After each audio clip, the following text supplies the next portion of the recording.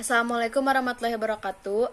Perkenalkan, nama saya Cindy Febrianti Adha, mahasiswa Universitas Muhammadiyah, Kota Tasikmalaya, Fakultas Ilmu Kesehatan, Prodi D3 Kebidanan tingkat 1. Saya dari kelompok 9 yang beranggota saya Cindy Febrianti Adha dan teman saya Selawati dan Sandrina akan menjelaskan pengembangan karir bidan. Mari kita simak bersama-sama. Ada pengertian pengembangan karir bidan. Pengembangan karir bidan merupakan kondisi yang menunjukkan adanya peningkatan jenjang jabatan dan jenjang pangkat bagi seorang pegawai negeri pada suatu organisasi dalam jalur karir yang telah ditetapkan dalam organisasi. Fungsi bidan nantinya sebagai pelaksana atau pendidikan, peneliti, bidan koordinator, dan bidan penyedia. Sedangkan karir bidan di dalam jabatan struktural tergantung di mana bidan bertugas, apakah di rumah sakit, puskesmas, bidan desa, atau instansi swasta. Mempunyai 3 pengertian yang berbeda. Yang ke-1, karir sebagai suatu rangkaian promosi jabatan atau mutasi ke jabatan yang lebih tinggi dalam jenjang hierarki yang dialami oleh seorang tenaga kerja selama masa kerjanya.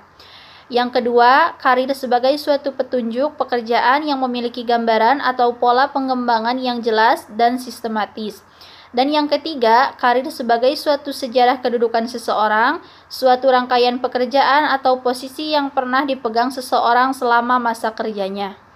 Pengembangan karir atau career development, yaitu ada perencanaan karir atau career planning, yaitu suatu proses di mana individu dapat mengidentifikasi dan mengambil langkah-langkah untuk mencapai tujuan karirnya. Dan ada manajemen karir atau karir manajemen, yaitu proses di mana organisasi memilih, menilai, menugaskan, dan mengembangkan para pegawainya guna menyediakan suatu kumpulan orang-orang yang berbobot untuk memenuhi kebutuhan di masa yang akan datang. Perencanaan karir merupakan proses untuk yang ke-1, menyadari diri sendiri terhadap peluang, kesempatan, kendala, pilihan, dan konsekuensi. Yang kedua, mengidentifikasi tujuan-tujuan yang berkaitan dengan karir. Yang ketiga, penyusunan program kerja, pendidikan, dan yang berhubungan dengan pengalaman-pengalaman yang bersifat pengembangan guna menyediakan arah, waktu, dan urutan langkah-langkah yang diambil untuk meraih tujuan karir. Tujuan pendidikan bidan berkelanjutan.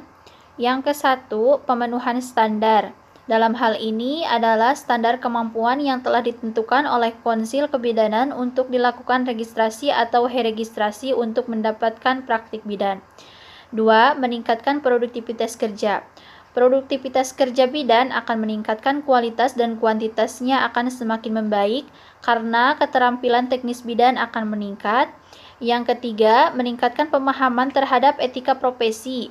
Dengan meningkatkan pemahaman terhadap etika profesi, bidan akan memberikan pelayanan sesuai dengan keahlian dan keterampilan. Yang keempat, meningkatkan karir. Peningkatan karir akan semakin besar karena keahlian, keterampilan, dan prestasi kerja semakin meningkat. 5. Meningkatkan kepemimpinan.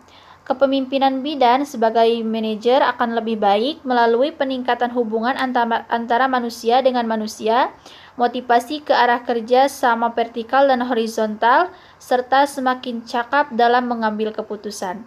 Dan yang keenam, meningkatkan kepuasan konsumen. Dengan lebih baiknya mutu pelayanan bidan, kepuasan konsumen akan semakin meningkat. Prinsip pengembangan karir bidan. 1. Prinsip-prinsip pendidikan atau termasuk penilaian. Yang kedua, penjaminan mutu atau quality asuransi. 3. Melanjutkan representasi atau memperlihatkan kesehatan beberapa lingkup atau jenis metode pendidikan berkelanjutan. 4. Membentuk lembaga pendidikan berkelanjutan. 5. Menentukan kebijakan. 6. Menyusun program. 7. Implementasi program. 8. Akreditasi atau penilaian. Prinsip pengembangan karir bidan. 1. Sebagai pelaksana, yaitu bidan melaksanakan tugas mandiri, kolaborasi, kerjasama, dan ketergantungan.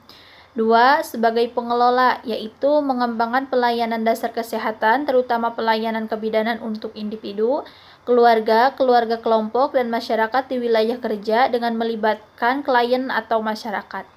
3. Sebagai pendidik, yaitu memberikan pendidikan dan penyuluhan kesehatan pada individu keluarga, kelompok, dan masyarakat tentang penanggulangan masalah kesehatan, khususnya yang berhubungan dengan pihak terkait, kesehatan ibu, anak, dan KB.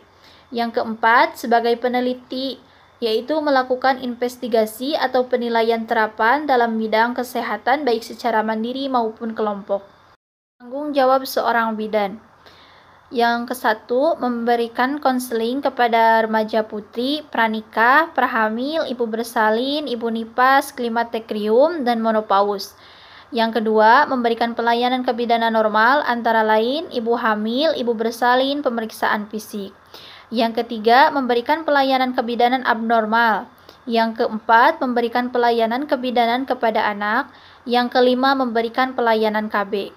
Tanggung jawab seorang bidan yaitu tanggung jawab bidan terhadap perundang-undangan, tanggung jawab bidan terhadap pengembangan kompetensi, tanggung jawab bidan terhadap penyimpangan catatan kebidanan, tanggung jawab bidan terhadap keluarga yang dilayani, tanggung jawab bidan terhadap profesi, dan tanggung jawab bidan terhadap masyarakat. Hanya itu yang dapat saya sampaikan. Mohon maaf apabila ada kesalahan dan kekurangan. Terima kasih. Wassalamualaikum warahmatullahi wabarakatuh.